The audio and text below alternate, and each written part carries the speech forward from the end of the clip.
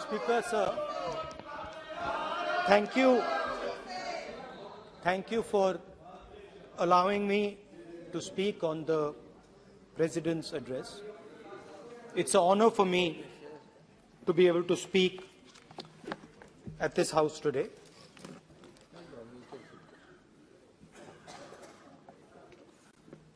जैसे आप सबको मालूम है, पिछले 4 महीनों में हम भारत जोड़ो यात्रा कन्याकुमारी से लेकर कश्मीर तक हम पैदल चले।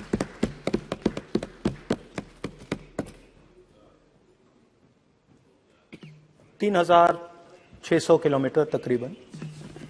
और इस यात्रा पे बहुत कुछ सीखने को मिला।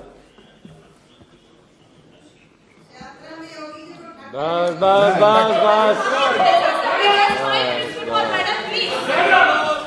कोई बात। इस यात्रा में बहुत कुछ सीखने को मिला और जो जनता की आवाज, हिंदुस्तान की आवाज है, उसको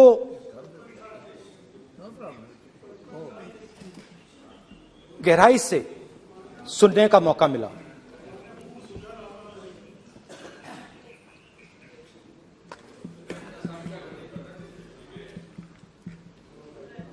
शुरुआत में, यात्रा की शुरुआत में मैंने सोचा था कि 3,500 किलोमीटर चलने हैं और मुश्किल है मगर किया जा सकता है।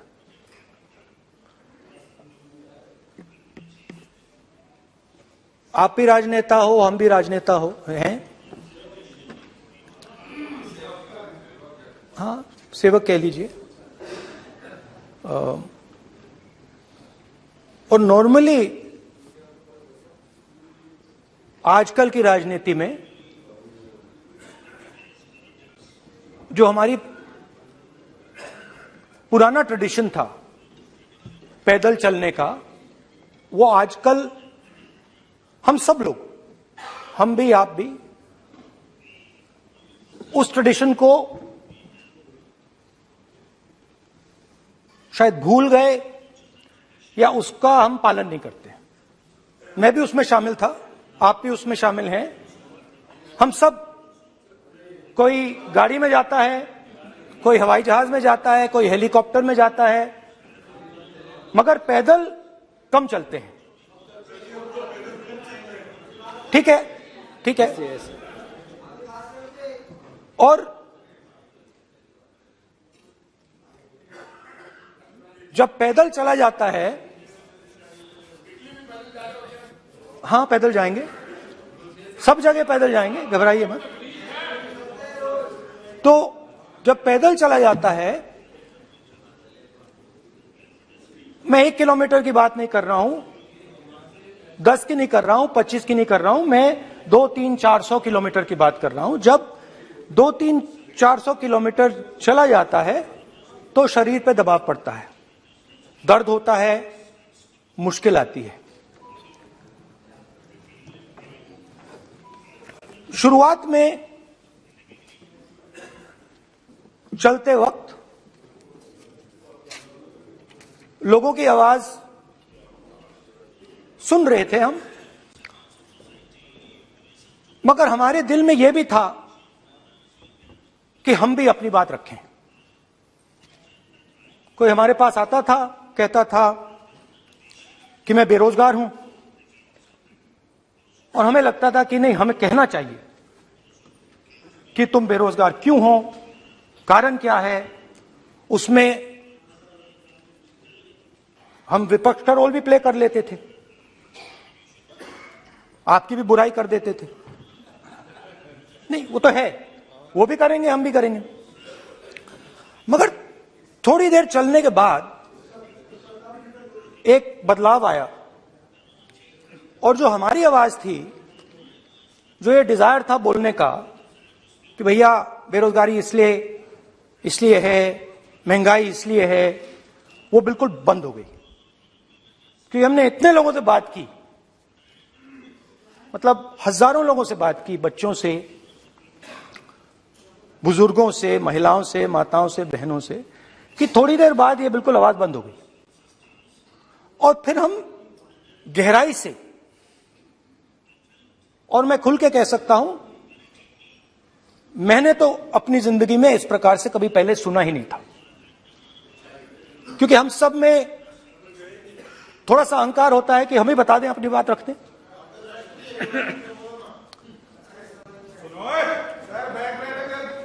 तो आस्ते आस्ते जब हम चले 500-600 किलोमीटर बाद, जनता की आवाज गहराई से सुनाई देने लगी। और एक प्रकार से यात्रा, इंडिविजुअल्स नहीं, यात्रा हमसे बोलने लगी। नहीं, गहरी बात है, समझ जाएगा। आप समझने की कोशिश करो। यात्रा हमसे बोलने लगी। 200 किलोमीटर आप चलने की कोशिश करिए, पता चल जाएगा। और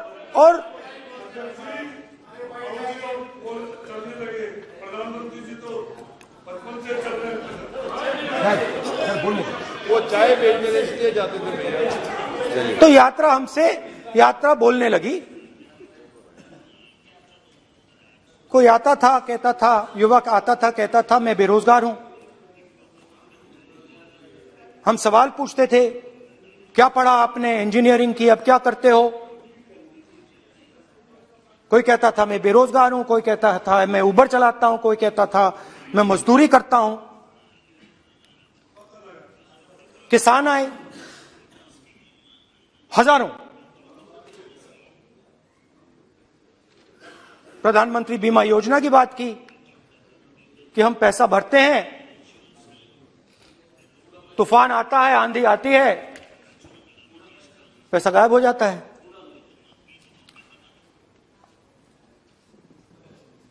किसानों ने यह भी कहा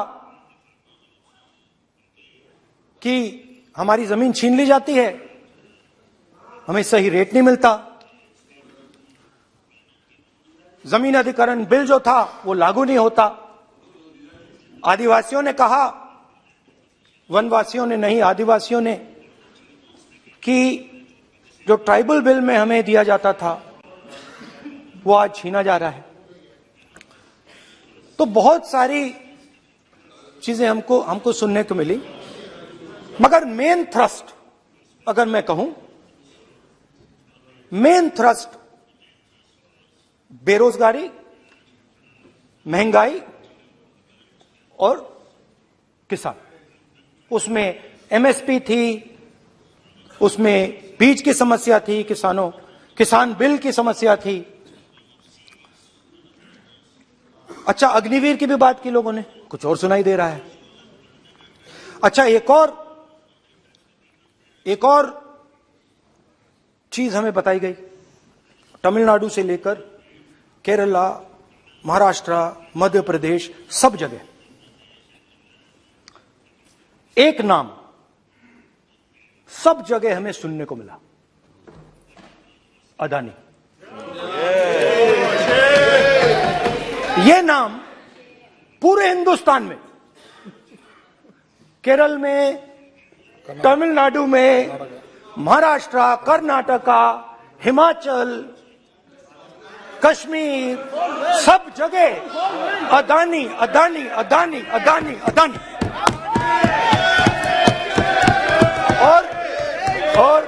और ये नाम नहीं, और इस नाम के बारे में जब लोग बोलते थे मुझसे, तो 2-3 सवाल पूछते थे। ये पूछते थे कि ये जो अदानी जी हैं, ये किसी भी बिजनेस में घुस जाता है, ये सफलता प्राप्त कर जाता है, ये कभी फेल नहीं होता। और युवाओं ने मुझसे यह सवाल पूछा कि भाई ये हो क्या रहा है, हम भी सीखना चाहते हैं। मोदी जी ने कहा स्टार्टअप करो, हम भी अदानी जी जैसे बनना चाहते हैं। तो भैया किसी भी बिजनेस में घुस जाओ और एकदम सक्सेस हो जाए। यह पहला सवाल था। दूसरा सवाल था कि ये अदानी जी हैं, ये किसी भी बिजनेस में घुस जाते हैं। पहले ये 1-2 बिजनेस करते थे, अब ये 8-10 सेक्टर्स में काम करते हैं। Airports, data centres, cement, solar energy, wind energy, aerospace and defence, consumer finance, renewables, media. तो उन्होंने मुझसे पूछा कि राहुल जी, हाँ वेट करो, वेट। बेटे हाँ, धन्यवाद। पोर्ट्स की बात भी थी।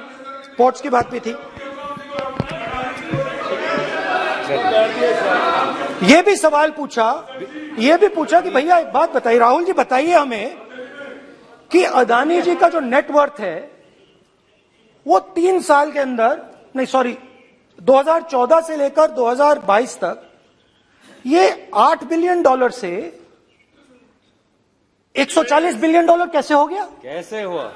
मोदी कैसे? है मोदी है तो मुमकिन। ये 2014 में अगर आप दुनिया की, मुस्कुरा रहे हैं आप, बीजेपी में है ना आप, तो ये लिस्ट आती है, एक लिस्ट आती है दुनिया के सबसे अमीर लोगों की। इस पे ये 609 नंबर पे थे 14 में।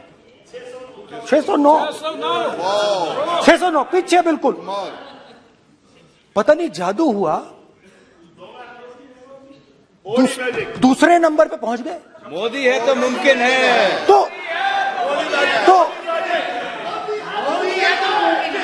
तो मुझसे पूछा यार, बहुत सारे लोगों ने पूछा कि भैया राहुल जी बताइए,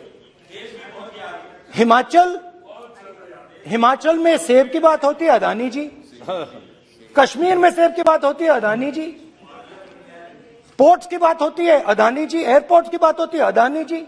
इंफ्रास्ट्रक्चर, अच्छा हम सड़क पे चल रहे हैं, मैं पूछूं किसने बनाई? अदानी जी। तो लोगों ने यह भी पूछा कि राहुल जी, ये जो अदानी जी जो हैं, इनकी सफलता कैसे हुई? ये इतने बिजनेसेस में कैसे घुस गए? इतनी सफलता कैसे प्राप्त हुई? और सबसे जरूरी सवाल, इनका हिंदुस्तान के प्रधानमंत्री के साथ क्या रिश्ता है और कैसा रिश्ता है? देश जानना चाहता है, तो देश जानना चाहता है। ये देखिए रिश्ता, ये देख लीजिए। प्लीज पोस्टर माननीय ये देख लीजिए, सदस्य। पब्लिक में है सर। नहीं स्पीकर सर, वो फोटो है सर, वो पोस्टर नहीं है। आप वरिष्ठ सदस्य हैं, प्राइम मिनिस्टर की पोस्टर और फोटो है फोटो सर, उसमें नियम में बहुत नहीं है। उनका अच्छा चेहरा सदन ने दिख नियम रहा बनाया है। है। उनके वहां पे, उनके पीछे अदानी का लोगो है, अदानी जी के हवाई जहाज में घुस रहे हैं। तो मैंने सोचा कि आज के प्रेसिडेंट्स एड्रेस में मैं थोड़ा जो नरेंद्र मोदी जी का और अदानी जी का रिश्ता है उसके बारे में आपको थोड़ा बता देता हूं। प्लीज बताइए। तो वो आप बता देना।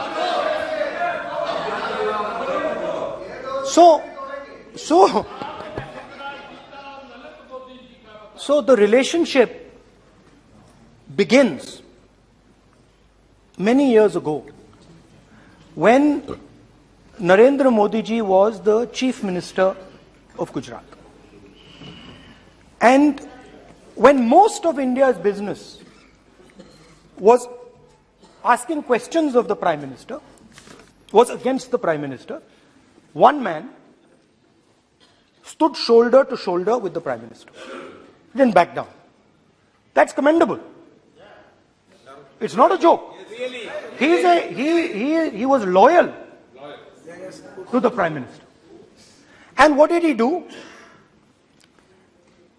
He helped Mr. Modi construct the idea of resurgent Gujarat. Right? The idea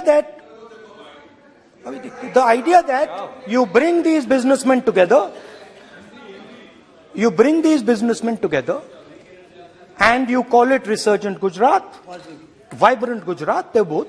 And he was the backbone in setting up that group of people. Okay? And the result of that was tremendous growth of his businesses in Gujarat. Expansion of his businesses. I think then the real magic starts. जब प्रधानमंत्री जी दिल्ली आते हैं और 2014 में असली जादू शुरू होता है। मैंने कहा कि 2014 में वो 609 नंबर पे थे, कुछ ही सालों में वो दूसरे नंबर पे पहुंच गए। कैसे पहुंचे? मैं आपको, बहुत सारी इंडस्ट्रीज में काम करते हैं, मैं आपको 2-3 इंडस्ट्रीज का उदाहरण दे देता हूं। एयरपोर्ट इंडस्ट्री की बात, एयरपोर्ट्स की बात करते हैं।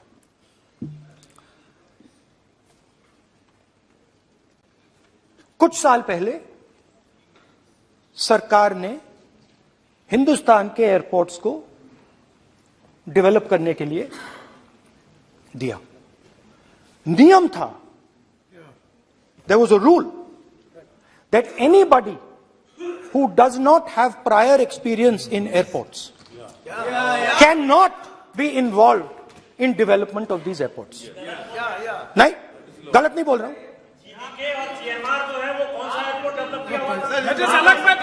आप बैठ जाइए।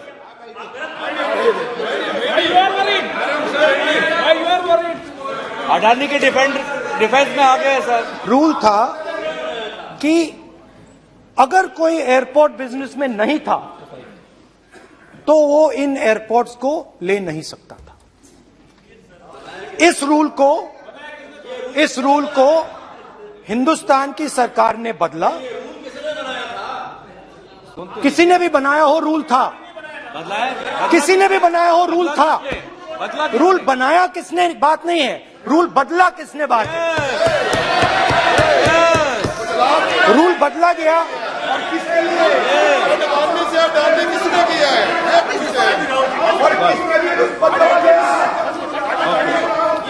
रूल बदला गया।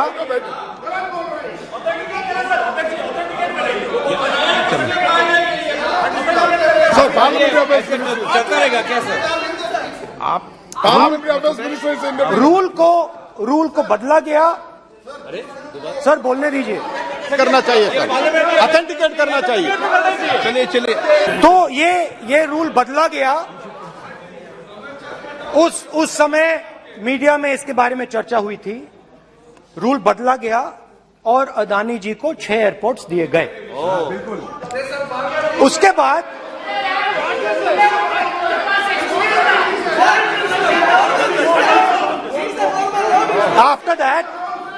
after that India's most strategic profitable airport, Mumbai Airport, was taken away by GVK, hijacked by using the agencies. The agencies को CBI, ED का प्रयोग कर GVK पर दबाव डालकर हिंदुस्तान की सरकार ने उस एयरपोर्ट को अदानी जी के हाथों में कर दिया। सच है। रिजल्ट क्या आया? रिजल्ट आया कि एयरपोर्ट्स में आज अदानी जी 24% हिंदुस्तान की एयर ट्रैफिक को अपने एयरपोर्ट से निकालते हैं और 31% एयर फ्रेट उनके एयरपोर्ट्स में से निकलता है। अब ये काम हिंदुस्तान की सरकार और हिंदुस्तान के प्रधानमंत्री जी ने फैसिलिटेट किया। अब आपने, जो पिछले स्पीकर थे उन्होंने फॉरेन पॉलिसी की बात की, हम भी फॉरेन पॉलिसी की बात करते हैं। चलिए डिफेंस से शुरू करते हैं। बहुत ऑप्शन है, आप बताइए कहां से शुरू करें। बिजली, डिफेंस, कोयला, बहुत ऑप्शन है। Coal, defence, let us start with defence. अब डिफेंस में अदानी जी का कोई एक्सपीरियंस नहीं था, जीरो एक्सपीरियंस। कल मैंने प्रधानमंत्री को एचएएल में देखा। प्रधानमंत्री जी ने कहा कि गलत आरोप लगाया, मगर रियलिटी तो यह है कि एचएएल का जो कॉन्ट्रैक्ट था 126 हवाई जहाजों का, वो अनिल अंबानी को चला गया और अनिल अंबानी बैंकरप्ट हो गया। वहां भी फैसिलिटेशन था। अब देखिए, और ये जो फ्यूचर एंटरप्रेन्योर्स हैं, जो बिजनेस स्कूल हैं, हार्वर्ड यूनिवर्सिटी जैसे स्कूल हैं, इनको इसका केस स्टडी, इसकी केस स्टडी बनानी चाहिए, शायद बने। How to use government power to build individual businesses, case study.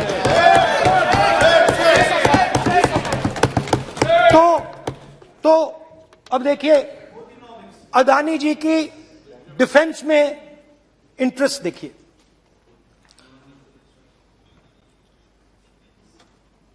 Elbit company के साथ हिंदुस्तान में अदानी जी ड्रोन्स बनाते हैं।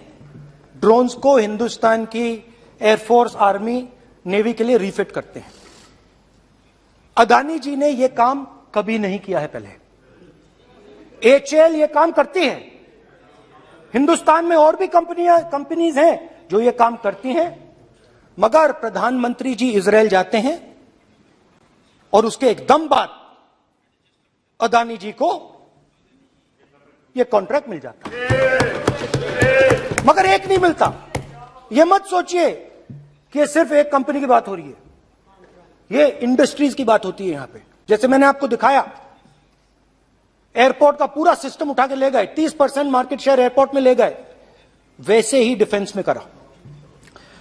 तो 4 डिफेंस की इनके पास कंपनीज हैं। यह काम इन्होंने कभी नहीं किया। स्मॉल आर्म्स, जिसमें टवॉर है, जो हमारी स्पेशल फोर्सेस यूज करती है, आर्मी यूज करती है, जिसमें गलील स्नाइपर राइफल है, ये सब अदानी जी बनाते हैं। सीधा स्ट्रेट इजरायल में प्राइम मिनिस्टर जाते हैं, प्राइम मिनिस्टर के साथ वहां पे मतलब बीच में पैदल चलते हैं और फिर जादू से पीछे से इंडिया का फर्स्ट कॉम्प्रिहेंसिव एमआरओ मिल जाता है मेंटेनेंस के लिए, जहाजों के मेंटेनेंस के लिए। स्मॉल आर्म्स का बिजनेस मिल जाता है, इजरायली जो ड्रोन्स हैं उसका बिजनेस मिल जाता है। मतलब जो हिंदुस्तान और इजरायल का डिफेंस का रिश्ता है वो पूरा का पूरा अदानी जी के हाथ में चला जाता है, खत्म कहानी। हाँ, उसमें पेगासस भी है, तो पता नहीं वहां से क्या मतलब पेगासस कैसे आया, क्या हुआ, किसने दिया। अच्छा, एक और बड़ी इंटरेस्टिंग चीज है, एक कंपनी है अल्फा डिफेंस, जो डिफेंस इलेक्ट्रॉनिक्स का काम करती है, एवियोनिक्स का काम करती है, और बहुत स्ट्रेटेजिक कंपनी है। वो भी अदानी जी के हवाले कर दी गई, अदानी जी ने एक्वायर कर लिया। तो आपने देखा कि एयरपोर्ट्स का बिजनेस 30% मार्केट शेयर, हिंदुस्तान और इजरायल का जो वेपन्स का बिजनेस है 90% उठा के ले गए। एक विजिट फॉरेन पॉलिसी, ये है फॉरेन पॉलिसी। चलिए, अब मैंने आपको इजरायल की बात बताई, ऑस्ट्रेलिया चलते हैं। कोयला, ऑस्ट्रेलिया चलिए। ऑस्ट्रेलिया में प्रधानमंत्री जाते हैं। आप बोलिए सर, स्पीकर सर, प्रधानमंत्री जी ऑस्ट्रेलिया जाते हैं और जादू से State Bank of India $1 billion loan Adani ji को ऑफर कर दिया।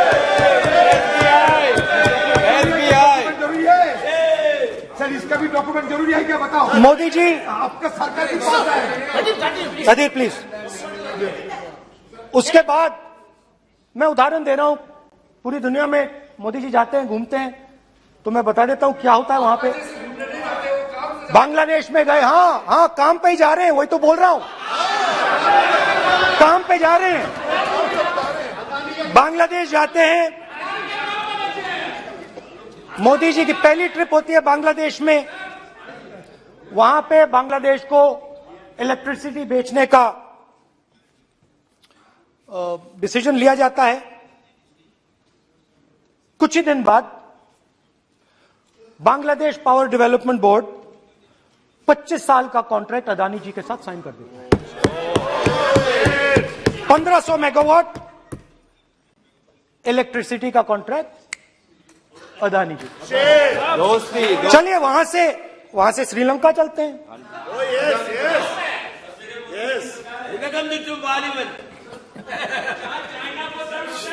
जून 2022 में chairman of Sri Lanka Ceylon electricity board MMC Fernando informed a parliamentary committee in Sri Lanka in open hearing that he was told by President Rajapaksa that PM Modi pressured him to give the wind power project directly to Mr. Adani.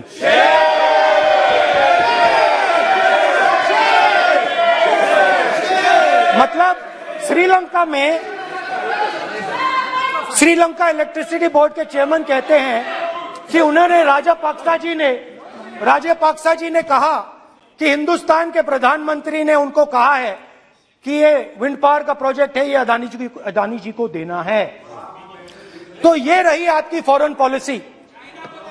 ये हिंदुस्तान की foreign policy नहीं है, ये अदानी जी की foreign policy है, उनके businesses बनाने की फॉरेन पॉलिसी है। अब यात्रा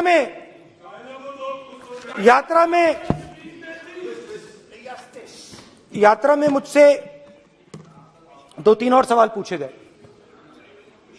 यात्रा में लोगों ने मुझसे पूछा, राहुल जी ये जो LIC कंपनी है इसका पैसा अदानी जी की मदद करने के लिए क्यों डाला जा रहा है?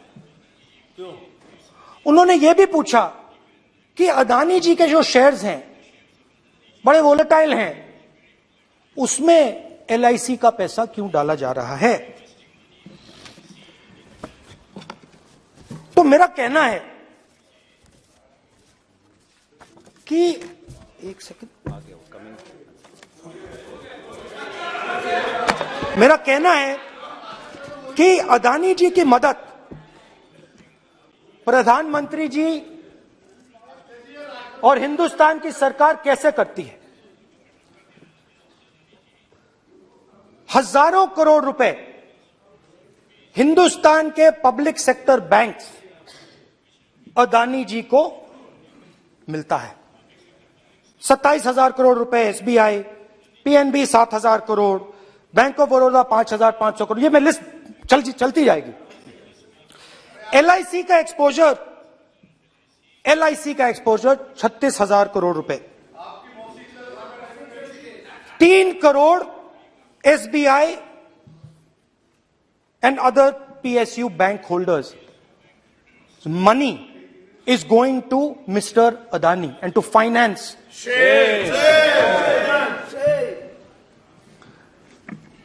Now, of course, there is another question. तो मदद कैसे हो रही है? हिंदुस्तान के पब्लिक सेक्टर बैंक्स का पैसा, LIC का पैसा नरेंद्र मोदी जी, अदानी जी को दिया जा रहा है। अगर कोई सामने खड़ा हो जाता है, जैसे जीवी के लोग खड़े हुए, ED, CBI एजेंसीज आ जाती हैं, उनको परे कर देती हैं। तेलंगाना में भी एक पोर्ट का उदाहरण था, आंध्रा, सॉरी।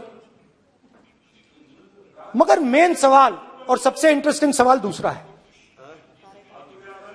कुछ दिन पहले ये हिंडनबर्ग रिपोर्ट आई, उसमें लिखा था कि अदानी जी की हिंदुस्तान के बाहर शेल कंपनीज हैं। ये जो शेल कंपनीज हैं, सबसे पहला सवाल है, ये हैं किसकी? ये किसकी है मॉरिशस में जो शेल कंपनीज हैं?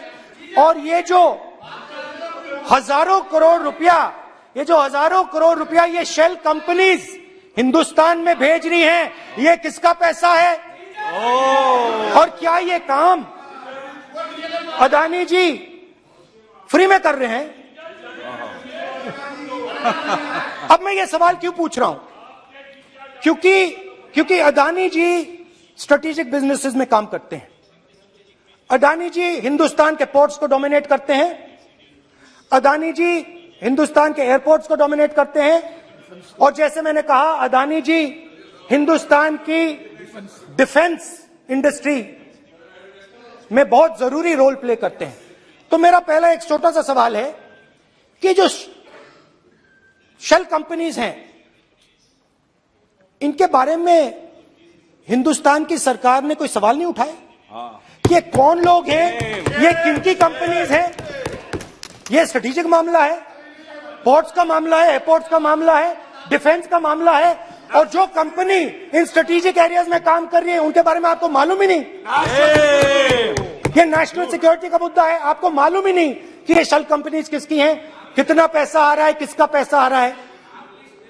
तो एक बहुत बड़ा सवाल है, ये पैसा किसका है? ये शेल कंपनीज किसकी हैं? और ये हिंदुस्तान की सरकार की जिम्मेदारी है ये पता लगाना ये किसकी शेल कंपनीज हैं और ये किसका पैसा अंदर आ रहा है। JPC, we want JPC, we want JPC.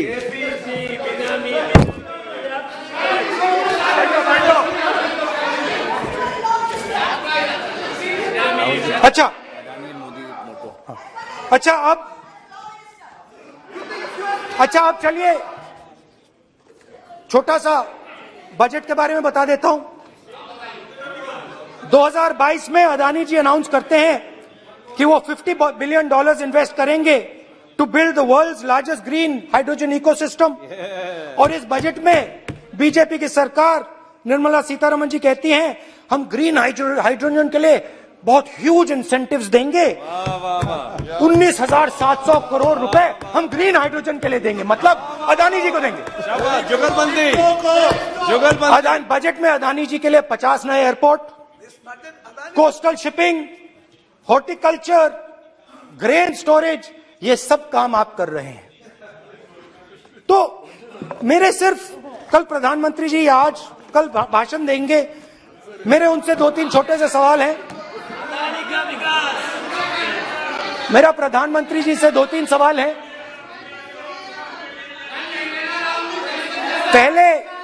पहले अदानी जी के हवाई जहाज में मोदी जी जाते थे, अब मोदी जी के हवाई जहाज में अदानी जी जाते हैं।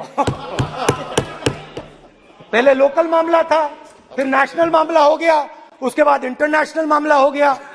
अदानी जी के लिए बोरिस जॉनसन का बेटा काम करता है, आपको पता नहीं मालूम है या नहीं मालूम?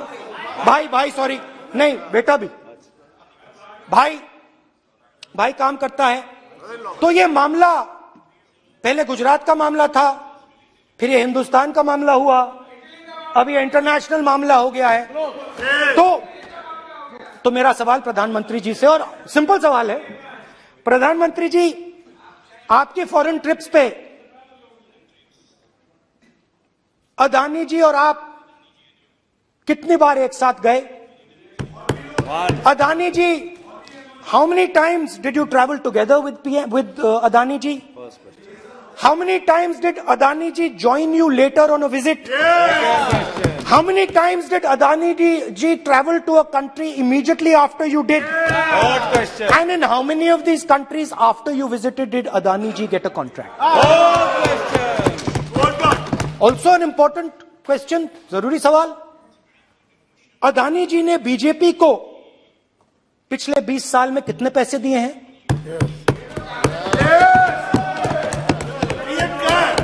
इलेक्टोरल बॉन्ड्स में कितना पैसा दिया है?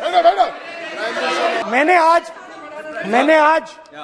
वो जो युवाओं ने मुझसे सवाल पूछा था कि अदानी जी की इतनी बिजनेस एक्यूमेंट कहां से आई, इतने अलग अलग सेक्टर्स में अदानी जी ने कैसे सक्सेस प्राप्त की, अदानी जी के बारे में पूरी दुनिया को स्टडी करनी चाहिए, हार्वर्ड यूनिवर्सिटी को स्टडी करनी चाहिए कि पॉलिटिक्स के बीच में और बिजनेस के बीच में कैसा रिश्ता होता है.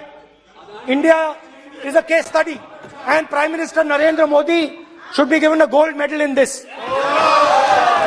नाउ बहुत अच्छी तरह बीजेपी के जो पिछले स्पीकर थे उन्होंने मेरे भाषण को इंकैप्सुलेट किया मेरे लिए. बहुत अच्छी तरह आपने जो मैं सोच रहा था आपने उससे और भी अच्छी तरीके से बोल दिया. Coming together is a beginning, keeping together is progress, working together is success. Adani ji and Narendra Modi ji, thank you.